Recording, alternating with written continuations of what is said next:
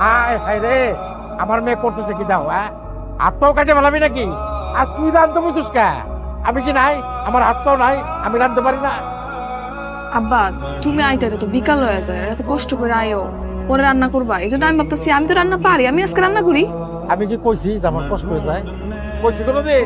হ্যাঁ, লেখাপড়া ছাড়া তুই আর কোনো কাজ করবি না। ওঠ ওঠ, যা পড়তে পারতা ওঠ, ওঠ তুই ওঠ। এহ, আমার মেয়ে একেবারে রাত দুনি হয়ে গেছে। হ্যাঁ, ওঠ ওঠ, যা বইনে সোজা বইনে পড়তে বসবি, যা সোজা বইনে পড়তে বসবি।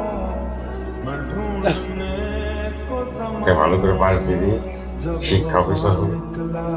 তুই শিক্ষা অফিসার হইলে আমার পায়ের ব্যথা, বাতের ব্যথা, মাথার ব্যথা, কোনো ব্যথা আমার মনে খালি থাকবে আনন্দ।